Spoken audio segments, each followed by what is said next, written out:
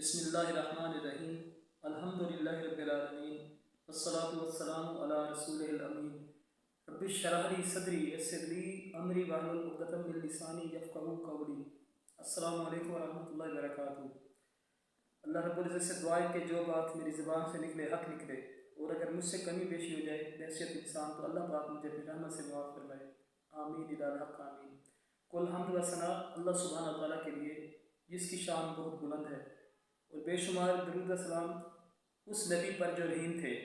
یہ واقعہ جو میں نے کل بتایا تھا تو اسی کا بھی آج یہ دوسرا اس کا ہے، یہ کہ اسی میں یہ مکمل ہو جائے گی بات۔ غزوہ بنی مستلق یا غزوہ مریسی، کل میں بھول گیا تھا بنو مریسی کہا تھا، بنی تو قبیلہ کہتے ہیں میں بھول گیا تھا۔ غزوہ بنی مستلق یا غزوہ مریسی وہ چشمہ جو تھا جہاں پہ یہ غزوہ ہوا تھا، تو اس کے نام سے بھی اس کو کہا جاتا ہے، اس کو یاد رکھا جاتا ہے۔ اور اللہ نے اس میں فتح دی تھی اور ایک صرف مسلمان مارا گیا تھا، اور وہ بھی انصاری نے دشمن کا آدمی سمجھ کے اس کو مار دیا تھا۔ تو یہ رابغ نامی جگہ جو تھی، جو مکے سے مدینہ جائے تو راستے میں رابغ نامی جو علاقہ تھا اس میں قدید نامی جگہ پہ یہ ہوا تھا یہ واقعہ۔ اس کے ساحل کے اطراف میں یہ چشمہ تھا مریسی، تو غزوہ مریسی بھی اس کو کہا جاتا ہے، غزوہ بنی مستلق بھی یہ کہلاتا ہے۔ اچھا، اور یہ جو ہے اس میں جو بات ہو رہی تھی تو اسی کا تسلسل ہے۔ تو اس میں جو تھا نا وہ کیا نام ہے اس کا، جو عبداللہ بن ابی جو رئیس المنافقین تھا، اور آپ کو بتایا تھا کل والی ویڈیو میں، اس کا جو بیٹا تھا اس کا نام بھی عبداللہ تھا۔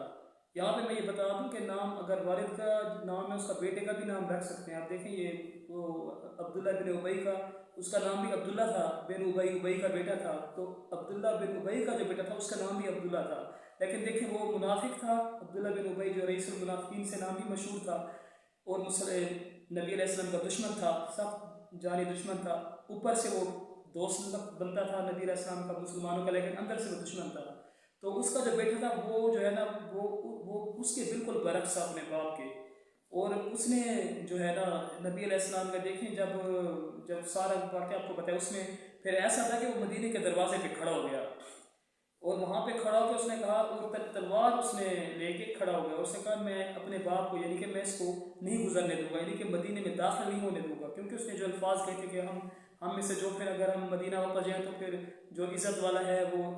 ذلیل کو باہر نکال دے گا، یہ اس طرح کے الفاظ اس نے کہے تھے۔ تو اس نے اپنے آپ کو عزت والا کہا تھا، اور نعوذ باللہ من ذالک نبی علیہ السلام کے بارے میں وہ الفاظ بولے تھے ذلیل کے، جبکہ وہ خود ذلیل تھا۔ تو وہ کھڑا ہو گیا بیٹا، اس نے کہا میں اپنے یعنی کہ والد کو جب تک محمد صلی اللہ علیہ وسلم مجھے اجازت دیتے میں اپنے باپ کو بھی مدینے میں نہیں داخل ہونے دوں گا، اور کہا اللہ کی قسم محمد صلی اللہ علیہ وسلم عزت والے ہیں، اور اپنے باپ کے بارے میں اس نے کہا کہ وہ ذلیل ہے۔ اور یہ دیکھیں کتنی بڑی بات ہے کہ باپ کتنا دشمن تھا اور بیٹا کیا نبی علیہ السلام پہ اپنی جان قربان کرنے والا تھا، اور محبت کرنے والا، اور عاشق رسول تھا، اور فدائی تھا نبی علیہ السلام پہ۔ تو وہ پھر جب اللہ کے نبی علیہ السلام رحیم جو شفیق رحیم رعوف تھے، جب وہ آئے تو انہوں نے پھر جب اجازت دی یعنی کہ اس کے باپ کو بھی وہ بھی مدینے میں آ جائے، تو پھر اس نے اس کو اجازت دی آنے کی، ورنہ وہ اس نے کہا میں آنے بھی نہیں دوں گا۔ اور پھر اس نے کہا تھا کہ اگر اس نے کہا کہ جو ہے نا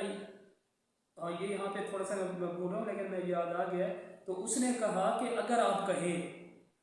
کہیں اللہ کے رسول سے وہ عرض کرے کہ اگر آپ کہیں کہ جیسے اگر آپ کا ارادہ ہو قتل کرنے کا عبداللہ بن ابی کو اپنے باپ کے بارے میں کہہ رہا ہے، تو پھر میں اس کا سر